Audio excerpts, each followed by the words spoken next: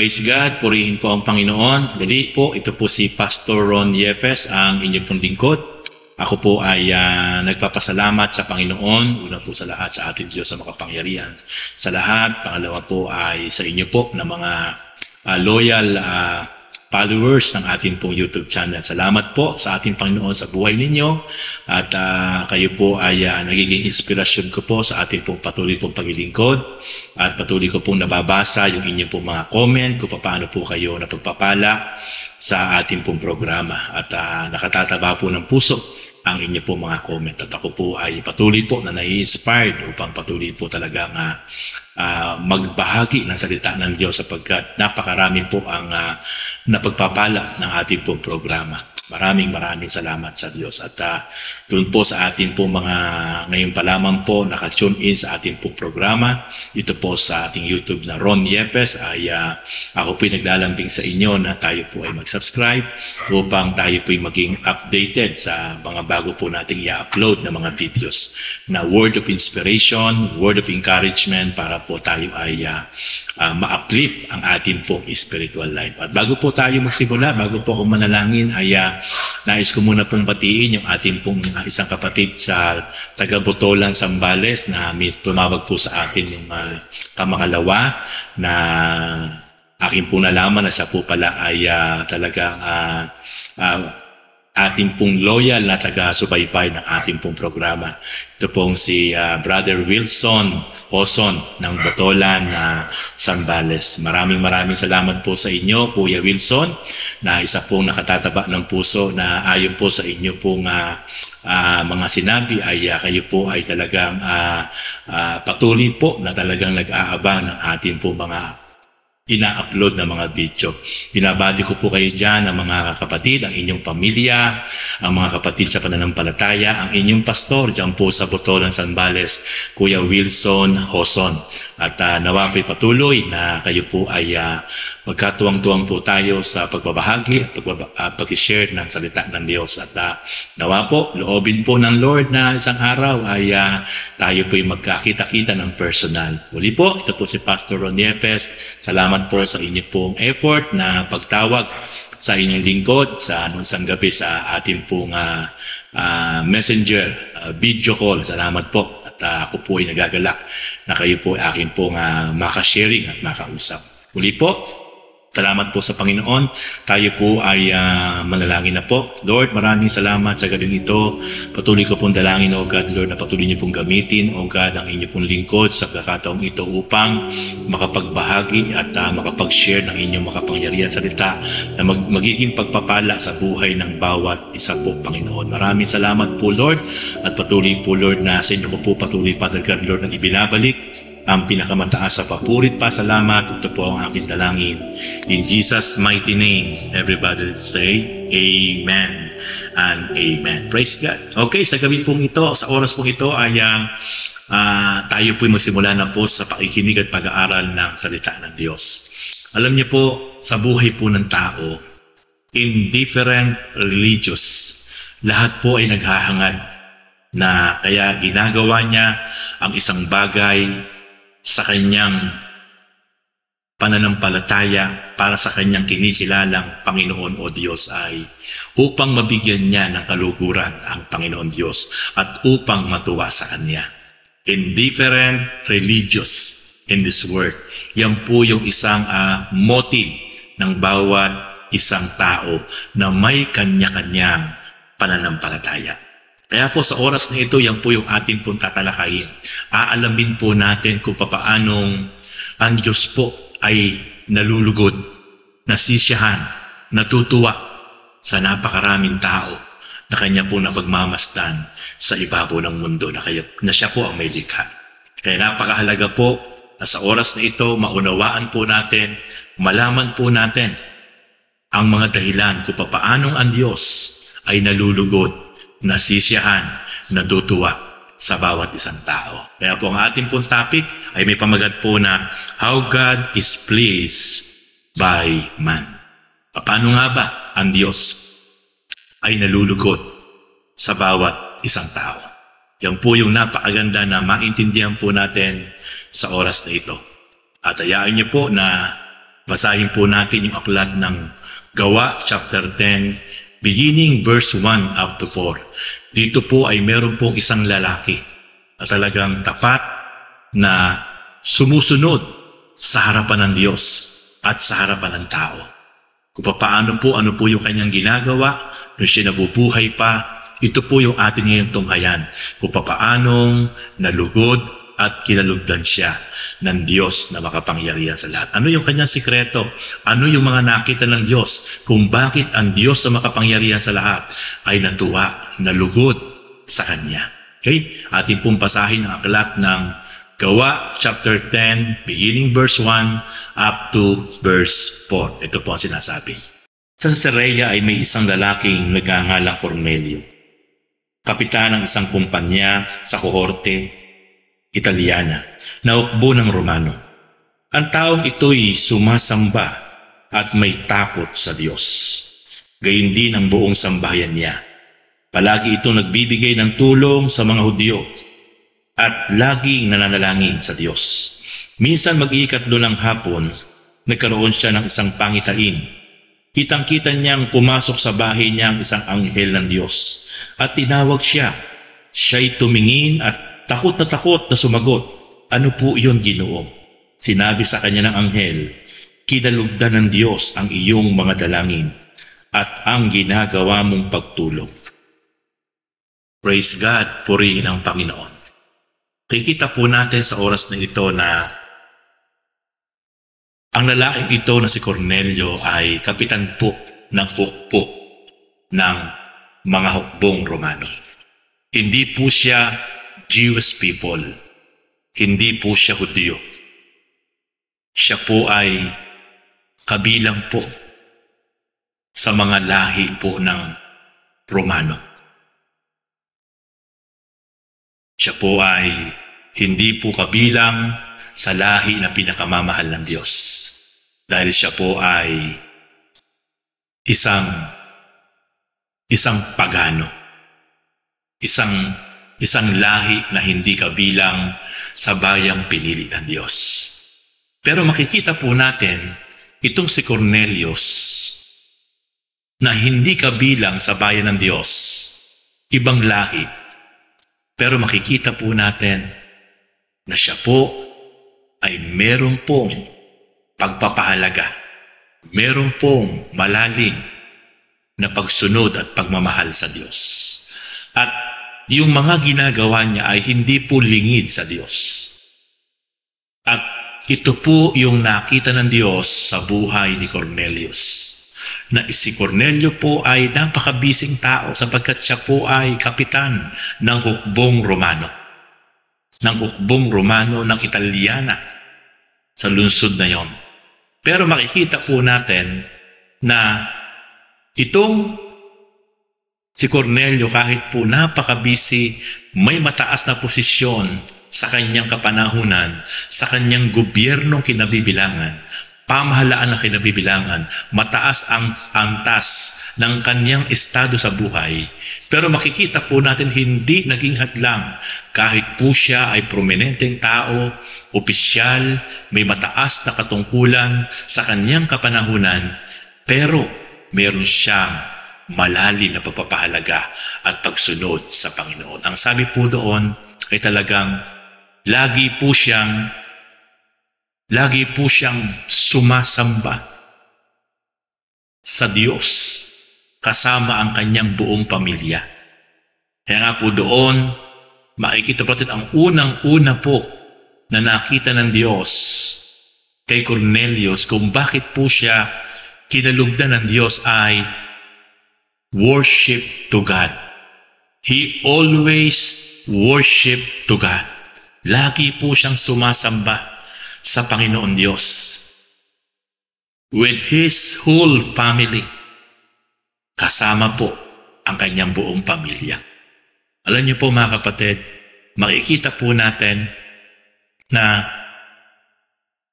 ang pagsamba sa Diyos na makapangyarihan sa lahat, yan po ang isa sa gustong-gustong makita ng Diyos. Na may makita siya ng mga tao sa iba't ibang lugar, iba't ibang dako, na kahit ano ang estado, kalagayan sa buhay, ano ang sitwasyon sa buhay, ay buong puso na nagbabalik ng pagsamba, pagpaparangal sa Diyos. Kaya, kapatid, sa oras na ito, ano man po yung ating ginagawa sa pang-araw-araw, kaya natin to ginagawa ng tama, nakalulugod, with humble heart, with humility, with faithful heart. It is about worship to God. Kaya tayo namumuhay ng malinis, ng matuwid, with righteous living. It is about worship to God. Kung bakit ginagawa po natin ang isang bagay ng may kasiyahan, may kagalakan, it is about worship to God. Hindi lang po yung pagpalakpak, hindi lang po yung pag-awit, pagsayaw sa Panginoon ang maituturing po natin pagsamba sa Diyos, kundi yung ating pong day after day na lifestyle, kung paano po natin to ginagawa sa harapan ng Diyos, hindi lang po sa harapan ng tao. Paano po natin pinahahalagahan ng Diyos? Paano po tayo nagiging faithful, nagiging righteous sa harap ng Diyos? Ito po yung isang act of worship na nakapagbibigay ng kaluguran sa Diyos. Si Cornelius po, kahit siya po'y may mataas na posisyon sa gobyerno during that time, pero yung kanyang taas ng estado sa buhay ay hindi po nakarating sa kanyang ulo, kundi pagkus siya po'y buong pagpakumbaba na talagang lahat ng ginagawa niya ay ibinabalik niya ang papuri, pagsamba at pagpapasalamat sa Diyos. Patuloy po siya na nanatili na may kapakumbabaan at patuloy na naging tapat sa Diyos. Kahit siya po ay may kaya, matalino, mataas ang antas ng kanyang buhay, pero patuloy na pinararangalan niya, wino-worship niya ang Diyos sa kanyang buhay. And then second point na makikita po natin kay Cornelius ay yung tinatawag po na God-fearing. Yan po ang sinasabi doon sa Acts chapter 10 verse 2b, and God-fearing. Doon po sa first point, sabi po doon, he and all his family were devout. Doon sa pangalawa ay and God-fearing. May takot po siya sa Diyos. Meron po siyang malalim na pagkatakot sa Diyos. Yan po sinasabi ng Acts chapter 10 verse 2b. Marami pong tao ay takot sa tao. Takot sa maraming bagay, pero hindi takot sa Diyos. Ano pong isang ebidensya?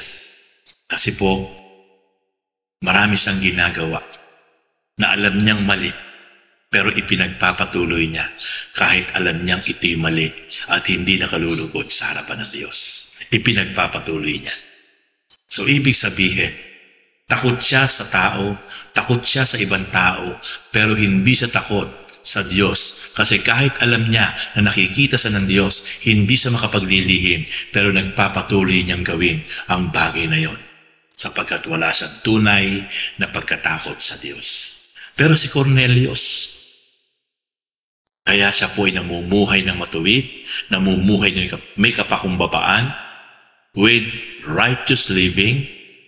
Iniiwasan niya na makagawa po ng mga bagay na makapagbibigay ng lungkot sa Diyos, kasi nga po, siya po ay tunay na may takot sa Diyos.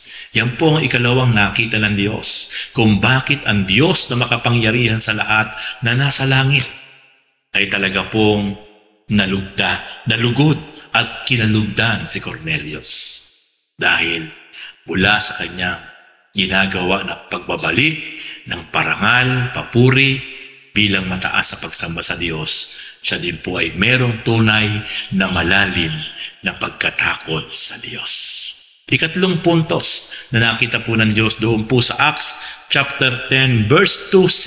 Sabi po doon ay, He gave generously to those in need. Yung kanya pong mga biyaya at pagpapala na ipinagkatiwala sa kanya ng Diyos. Hindi niya po ito ipinagmaramot. Ano man pong meron siya. Dahil siya po ay may magandang estado sa buhay, may magandang posisyon sa buhay, siya po ay isang kapitan ng hukbong Romano. During that time, ibig sabihin maganda po ang kanyang sweldo, maganda po ang kanyang benepisyo sa hukbong Romano, at meron siyang napakagandang source of income.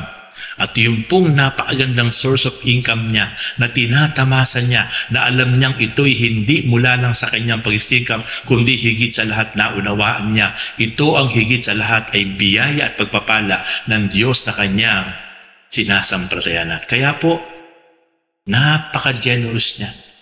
Hindi siya kuripot, hindi siya maramot, hindi siya selfish. Siya po ay buong puso na tumutulong sa lahat ng karapat-dapat tulungan. With generously heart. Napaka-generous niya.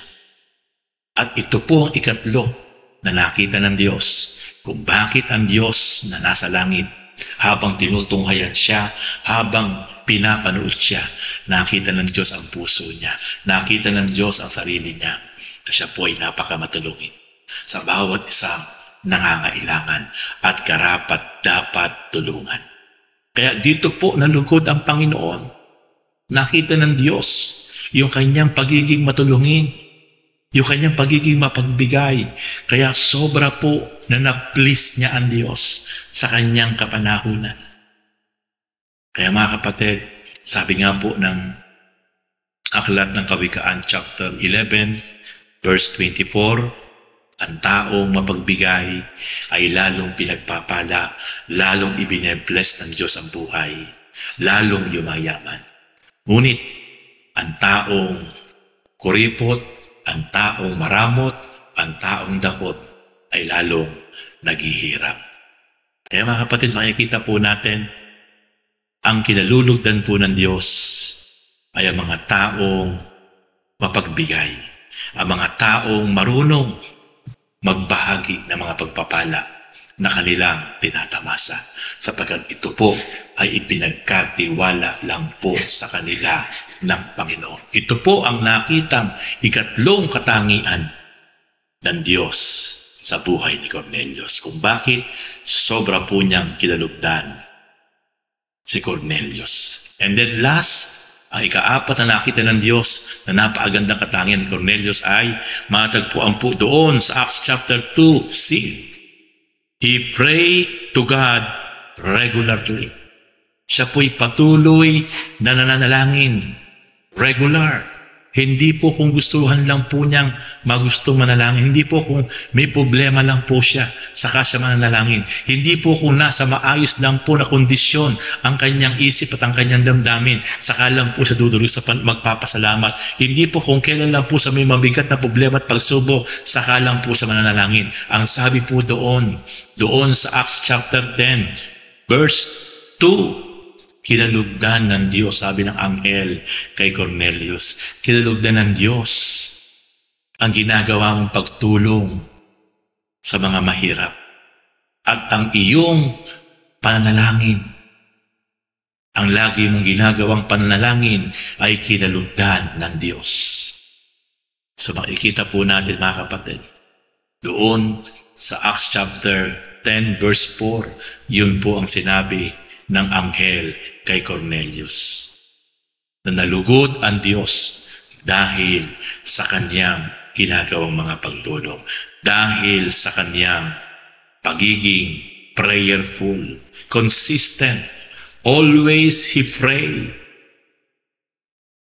sa ating Diyos na makapangyarihan sa lahat. Kaya mga kapatid, ano man po yung ating pong nararanasan, ano man po yung ating pong pinagdadaanan sa buhay, negative or positive situation, kapatid, nasa hindi ka magandang sitwasyon, kapatid, Patuloy mong pasalamatan, patuloy mong parangalan ang Diyos nang may pasalamat sa diwa ng panalangin. Sapagkat ang sabi ng Philippians chapter 4, verse 6, huwag kayong mabalisa sa anumang bagay. Sa halip, manalangin kayo ng may pasasalamat at ang di malirip na kasiyahan, kapayapaan, kapanatagan ay sa inyong mga puso sa pamamagitan ng Panginoong Jesucristo. Wow! Praise God! Kaya mga kapatid, ang sikreto ng isang tunay na payapa at masayang buhay ay yung patuloy na pag-usal, tiklop-tuhod na panalangin na hindi nagrereklamo, hindi dumadaing ng may kalungkutan, kundi patuloy na nagpupuri, sumasamba, nagpapasalamat sa Diyos kahit hindi maganda ang sitwasyon. At dito nalulugod ang Diyos sa bawat isang tao na tunay na lagi mapagpasalamat sa pamamagitan ng pagtulog, consistent prayer to our Lord Jesus Christ. Mga kapatid, salamat sa Panginoon. Ito yung 4 na katangian ni Cornelius na nakita ng Diyos. Lagi siyang sumasamba sa Diyos. Ito yung isa sa napakagandang katangian ni Cornelius na lagi siyang sumasamba sa anumang ginagawa niya.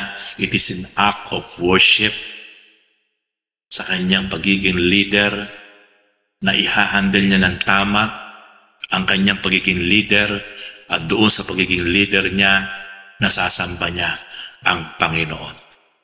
At ikalawa, meron siyang banal na takot sa Diyos. Dahil meron siyang takot sa Diyos, iniiwasan niya na makagawa ng mga bagay na ikalulungkot ng Diyos. Mga bagay na marumi, kasalanan, karumal-dumal. Kundi ang kanyang mga ginagawa ay mga bagay na kalugod-lugod, malinis, marangal sa harapan ng Diyos at sa harapan ng tao. Ikatlo, lagi siyang may puso na tumulong sa bawat isang nangangailangan. Na anuman ang meron siya, hindi niya ipinaglaramot. Ito'y ginagamit niya to help other people. At dito, naiiyak, nalulugod ang Diyos sa kanyang puso na handa na tumulong sa mga nangangailangan sapagkat meron siyang biyaya, meron siyang pagpapala na ipinagkatiwala sa kanya ng Panginoon. I believe mga kapatid, kapag dumating sa point ng buhay natin na tayo ay may mga biyaya at pagpapala na mula sa ating Panginoon, lagi maging bukas ang ating puso at ang ating isip at buhay at palad at tayo maging daluyan ng pagpapala para sa maraming nangangailangan. Then last, maging prayerful tayo. Prayerful with thanks, with thankful heart. Maging mapagpasalamat tayo sa harapan ng Diyos sa atin po na pananalangin. Na hindi puro daing, hindi puro reklamo, kundi sa panahon na parang kaibigan, may problema, may pagsubok, pero patuloy nating pasasalamatan, pararangalan, papupurihan ang ating Panginoon Diyos. At ito ang gustong-gusto makita ng Panginoon sa atin. At sa bagay na yan, kapag iyan ay nahakbangan natin, natularan natin si Cornelius, alam niyo kapatid, napakasarap kapag ang Diyos ay nalugod sa atin. Why? Sapagkat mararanasan natin ang kanyang guidance and protection, ang kanyang pagsama at pag-iingat, at ang kanyang pabor at pagpapala sa buhay ng bawat isa sa atin. Kapatid, kung ikaw ngayon ay nanonood sa channel na ito, hindi isang aksidente na ikaw ngayon ay nakapanood sapagkat may magandang plano ang Diyos sa buhay mo, sa buhay natin lahat. Mahal na mahal ka ng Panginoon. Kaya sa oras to kapatid, inayayahan kita na tanggapin mo ang Panginoong Jesus. Ang ating Panginoong Jesus na bugtong na anak ng Diyos Ama ng sa langit, na isinugo sa lupa, hinayaan niyang bugbugin, duraan, hampasin, ipako sa krus hanggang sa mamatay. At yung kamatayan na yun ng ating Panginoong Kristo, sa krus sa ibabaw ng bundok ng Kalbaryo, doon sa Middle East, more than 2,000 years ago na nakalipas. Yun ang katibayan na siya ay mahal na mahal ka niya, mahal na mahal niya tayo. Ibinuwis niya ang kanyang buhay upang ikaw at ako ay tubusin niya sa kasalanan at kapahamakan doon sa impyerno. Ang gagawin na lang natin kapatid, tanggapin mo siya bilang personal Lord and Savior. At matapos mo siyang tanggapin, gaya ni Cornelio, tayo mamuhay na patuloy na pinararangalan siya, sinasamba. Tayo patuloy na talagang magkaroon ng takot, banal na takot sa kanyang harapan. At patuloy na magamit natin yung buhay natin, anumang meron tayo, to reach out, to help other people. And then last, patuloy tayong manalangin, patuloy tayong magpasalamat sa ating Panginoon Diyos. Sige kapatid, sa oras na ito, pumikit ka at inaanyayahan kita na sumunod sa panalangin ito sa pagtanggap sa ating Panginoon kung ikaw ngayon pa naka-tune in sa programang ito ni Pastor Ron Yepes. Let us close your eyes and bow in your head. Tayo manalangin. Sumunod ka sa panalangin ito. Panginoon, salamat po sa oras na ito sapagkat nasumpungan ko po kayo sa pamamagitan ng programa pong ito ni Pastor Ron Yepes. Salamat po, Panginoong Jesus, sa inyong pag-ibig, sa inyong sacrifice na ginawa para po ako ay tubusin sa kapahamakan, sa kasalanan. Tinatanggap kita, Panginoon, bilang personal Lord, King, and Savior ng aking pong buhay. Kinikilala kitang Panginoon, Hari Tagapagligtas, simula po sa araw na ito. Ako po humihingi ng tawad sa lahat ng aking kasalanan at karumihan, minanang kasalanan, nagawang kasalanan, sa isip, sa salita at sa gawa. Lord, patawarin niyo po ako. Linisin niyo po ang buo ko pong pagkatao, mula ulo hanggang paa, espiritu at kaluluwa at katawan. Salamat po, Lord Panginoon, sa purification, sa paglilinis ng inyo po, Panginoon Lord, dugo sa aking pong pagkatao. Salamat at inaangkin ko po, Lord, ang isang buhay na mapayapa, malinis at pinagpala dahil po sa inyo, Panginoon sa Kristo. Muli po, Lord, salamat sa kapatawaran. Salamat sa buhay na walang hanggan. Salamat sa kaligtasan. Ito po ang aking dalangin. In Jesus' name, Amen. Amen. Kapatid, ako na lang panalangin. Nais kitang ipag-pray, mga kapatid, sa oras na ito. Lord, dalayan ko po, Lord, sa inyo, Panginoon, ang bawat isa po na aking mga kapatid, saan man po, Lord, sila ngayon naroon, dito sa bansang Pilipinas, even sa iba't ibang panig ng mundo. Dalayan ko po, Father God, na patuloy po nilang maranasan ang inyong gabay at patnubay at pag-iingat, Panginoon. Lord, yung may mga sakit karamdaman, kapatid, ipuin mo ng iyong kanang kamay yung parte ng katawan mo may sakit karamdaman, at sa oras na ito maniwala ka na kaya kang paginingin ng ating Panginoon sa Kristo, because our great healer is our Lord Jesus Christ. Lord, I speak healing upon healing sa oras na ito, Panginoon, sa kapatid kong ito na mayroon po sakit karamdaman, O God. Lord, the spirit of miracles and complete healing, O God, Lord, blow your presence and power, O God, in Jesus' name. Lord, ang himala ay maranasan po nila upang patuloy po nila kayong parangalan, pasalamatan, O God. Salamat po, Lord. At Lord, Panginoon, yung may mga problema sa pamilya, Panginoon, O God, dalayan ko po na patuloy po kayong mag-ayos, Lord, Panginoon, ng mga problem about relationship with family, O God, Lord, sa trabaho, sa kanyang kaibigan, sa kanyang kapwa, Lord God, kayo po ang gumalaw at kumipo. The spirit of reconciliation, the spirit of forgiveness ay maranasan po ng aking po mga kapatid. Even, Lord, Panginoon, finances problem, O God, Lord, sa trabaho, sa kumpanya, sa kanyang source of income, sa kanyang business. Lord, in Jesus' name, I speak blessing upon blessing sa buhay ng aking kapatid na ito na ngayon po, Lord, ay dumadaan sa problema pinansyal. Kayo po ang patuloy pong gumalaw at kumilos, Panginoon God. In Jesus' name, I claim it, O God, Lord, at dadaloy po, Panginoon God, Lord, ang pagpapalad pabor sa buhay ng aking pong kapatid na ito. Salamat po, Panginoon God. Pinupuri ko po kayo, O God. Pinapasalamatan ko po kayo, Panginoon, O God. Sa oras na ito, Father God, patuloy po, Lord, na maranasan po nila ang inyong kapangyarihan, ang inyong presensya. I-bless niyo po sila, Panginoon God. mightily, powerfully, dumaloy sa puso't isip nila, sa buhay nila, O God, ang inyo pong Espiritu, ang inyo pong presensya, O God, in the name of Jesus Christ. Maraming salamat po, Lord, at patuloy po pa, O God, Lord, I speak blessing upon blessing, I speak favor upon highly favor sa buhay ng bawat isa po ngayon, O God, na talagang naka-tune in at talagang tinapos po, Lord, ang panalangin po ito. Maranasan po nila pa, O God, Lord, ang galaw at pabor mula po, Lord, sa inyo. In the name of Jesus Christ, Amen and Amen. Praise God. Purihin ng Panginoon.